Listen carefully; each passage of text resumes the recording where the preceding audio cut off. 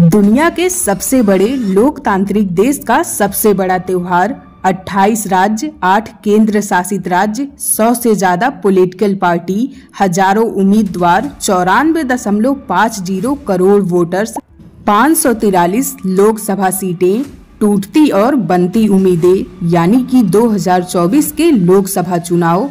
आज इस वीडियो में हम जानेंगे कि 2024 में कौन फंसेगा।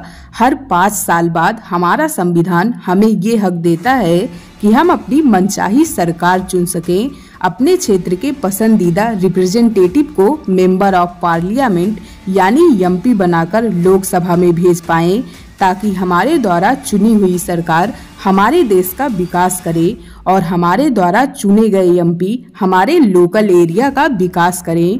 2019 में हमने मोदी सरकार को चुना था और अब 5 साल बाद 2024 में एक बार फिर हमारे पास ये मौका है कि हम अपना कीमती वोट देकर अपने और देश के लिए एक नई सरकार चुन सकें।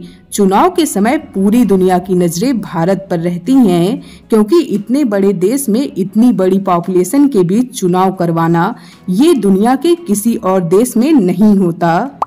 आज हर तरफ चुनाव की ही चर्चा है। इसी साल यानी कि 19 अप्रैल से 1 जून के बीच हमारे देश में पार्लियामेंट चुनाव होने जा रहे हैं। वैसे तो सारे चुनाव जरूरी होते हैं, पर ये 2024 का चुनाव देश के लोगों के लिए, अभी की सरकार के लिए और अपोजिशन तीनों के लिए कुछ ज्यादा ही महत्व रखते हैं। देश के लिए ये चुनाव जरूरी है, क्योंकि आज भारत दुनिया की टॉप 5 इकोनॉमी में गिना जाता है। हम तेजी से 5 ट्रिलियन इकोनॉमी की तरफ बढ़ रहे हैं। ऐसे में ये जरूरी है कि जो भी पावर में आए उसके पास ये विजन हो कि जिससे देश यहाँ से और तेजी से विकास कर सके। इसीलिए ये जरूरी है कि लोग जिसे भी चुने उसे पूर्ण बहुमत के साथ संसद में भेजें, ताकि एक मजबूत और टिकाऊ सरकार बने जो पूरे 5 साल देश के विकास का काम करे। ये चुनाव बीजेपी के लिए भी बहुत जरूरी है, क्योंकि अगर इस बार बीजेपी शासन में आई तो ये लगातार उनकी तीसरी जीत होगी। अगर इस बार बीजेपी जीती तो वो अपना एजेंडा तेजी से आगे बढ़ाएगी और विपक्ष के लिए ये चुनाव करो या मरो जैसा है। इस बार पूरा विपक्ष एक साथ मिलकर INDIA यानी इंडिया ब्लॉक बनाकर चुनाव में उतरने जा रहा है। 10 साल से ये पार्टियां विपक्ष में बैठी हैं। अगर एक साथ मिलकर भी ये चुनाव हार जाएंगे तो इनकी पॉपुलैरिटी पर सवाल उठेंगे। अब सवाल ये आता है कि किसकी पार्टी की तरफ हवा बह रही है। इसका अंदाजा हम अभी कुछ महीने पहले ही हुए 4 राज्यों में विधानसभा चुनाव के परिणाम से लगा सकते हैं। 4 में से 3 राज्यों में बीजेपी ने जीत हासिल की और अपनी सरकार बनाई।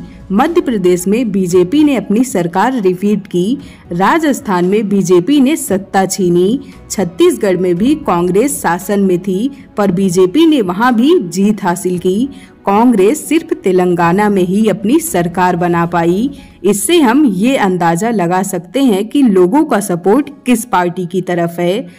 अब सवाल ये भी है कि आखिर क्यों बीजेपी ही हर जगह सरकार बना रही है। तो उसका जवाब सीधा सीधा मेरे हिसाब से है कि प्रधानमंत्री नरेंद्र मोदी की पॉपुलैरिटी, लोग 10 साल बाद भी मोदी जी के नाम पर बीजेपी को वोट दे रहे हैं। अब बीजेपी ने इन 10 सालों में काम कैसा किया है, इस पर भी डिबेट किया जा सकता है, लेकिन सच्चाई ये है कि मोदी जी की लीडरशिप में बीजेपी चुनाव के बाद चुनाव जीत रही है।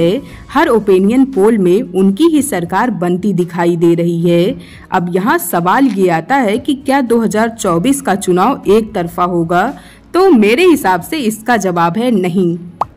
लेकिन कुछ दिनों पहले से जैसे हमारे देश के हालात चल रहे हैं, जैसे कि इलेक्टोरल बॉन्ड स्कैम, आम आदमी पार्टी के नेताओं की गिरफ्तारी, कांग्रेस के बैंक अकाउंट फ्रीज करना, लद्दाख में धारा 144 लगाना और मणिपुर पर कुछ ना बोलना, ऐसे में अगर देश की जनता यानी हम सबको गुमराह किया जाएगा तो बेशक चुनाव एक तरफा हो जाएंगे।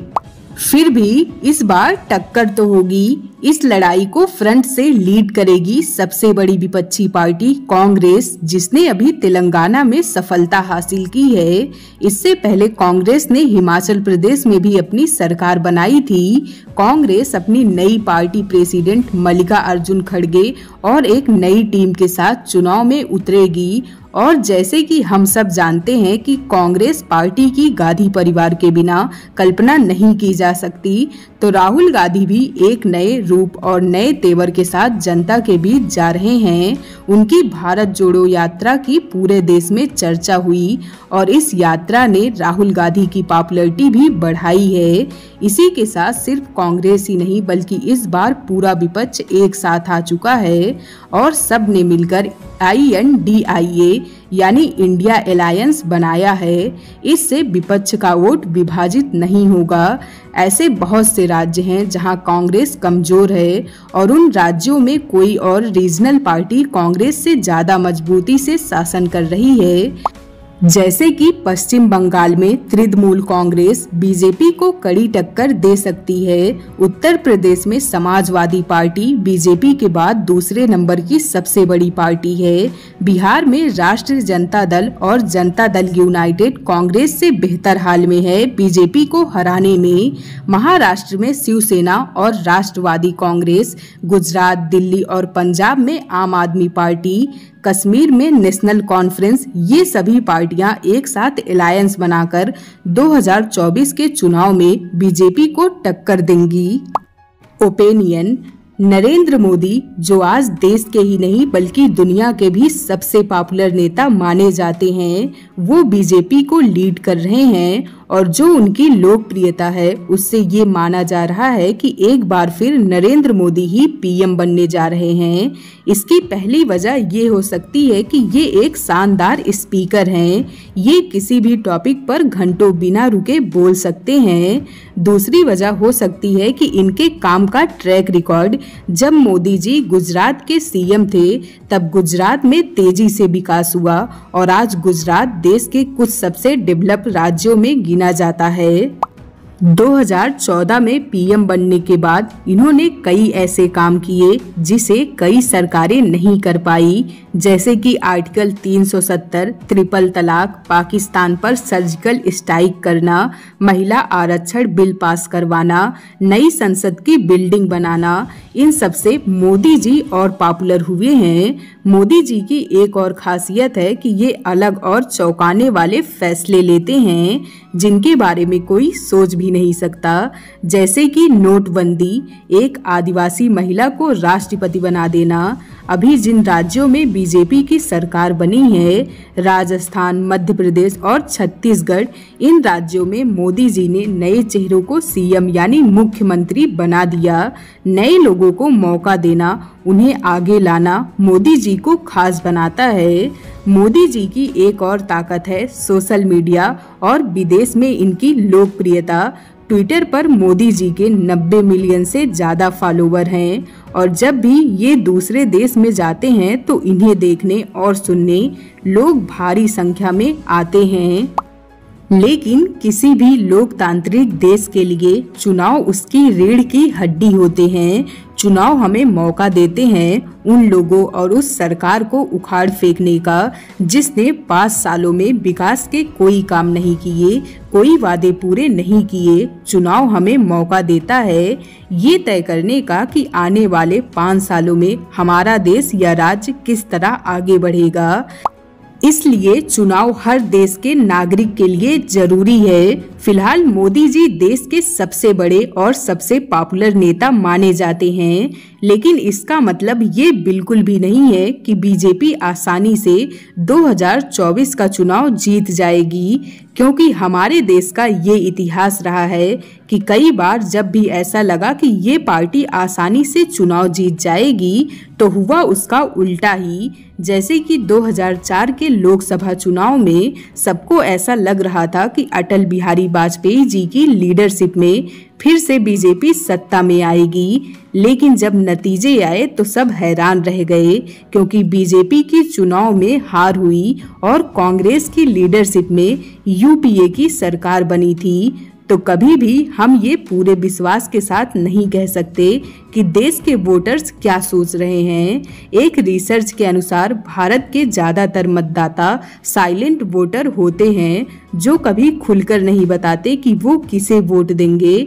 बस अपने फैसले अनुसार खामोशी से जाकर ईवीएम का बटन दबा देते हैं। इसीलिए आज भी कई बार ओपिनियन पोल और एग्जिट पोल गलत साबित होते हैं। चुनाव के दौरान सारे नेता लोग हाथ जोड़कर जनता के सामने वोट मांगने खड़े हो जाते हैं। भारत के मतदाताओं को जागरूक होना पड़ेगा। उन नेताओं से सावधान रहना होगा जो एक बार जीतने के बाद अपना मुंह तक नहीं दिखाते, क्योंकि चुनाव का यही तो मतलब है कि जो पार्टी या नेता काम ना कर सके उसे बदल दो। जब नेता या पार्टी बिना काम किए जीतते रहते हैं तो फिर वो काम क्यों करेंगे। उन्हें मतदाताओं का डर होना चाहिए। उनके दिमाग में ये बात डालनी होगी कि अब झूठे वादों से काम नहीं चलेगा। अब उन्हें असल में काम करना होगा, किए गए वादे पूरे करने होंगे। लोकतंत्र में जैसे नेता और पार्टी का रोल होता है, वैसे ही जनता यानी वोटर्स का भी महत्वपूर्ण रोल होता है। वोटर्स को वोट देने का अधिकार है, उसके साथ ही जनता के कुछ कर्तव्य भी हैं, जैसे कि जब भी उनके क्षेत्र में चुनाव हो तब उन्हें जाकर अपने मन पसंदीदा उम्मीदवार को वोट देना। किसी भी कीमत में कुछ पैसे या सामान लेकर अपना वोट नहीं बेचना। ये समझना कि उनके वोट की कीमत कुछ रुपयों से कहीं ज्यादा है, क्योंकि एक वोट देश का भाग्य बदल सकता है। एक वोट पार्टी को बहुमत दिला सकता है। एक वोट सही व्यक्ति को संसद तक पहुंचा सकता है। आपके अनुसार इस साल हमारे देश में किस पार्टी की सरकार बनेगी? हमें अपना ओपिनियन कमेंट में जरूर बताइएगा। इसके साथ ही अगर आपने इस वीडियो से थोड़ा सा भी कुछ नया सीखा हो तो हमारे चैनल को लाइक, शेयर, सब्सक्राइब करना बिल्कुल ना भूलें। तब तक के लिए थैंक यू फॉर वॉचिंग। खुद को बेहतर बनाते रहिए।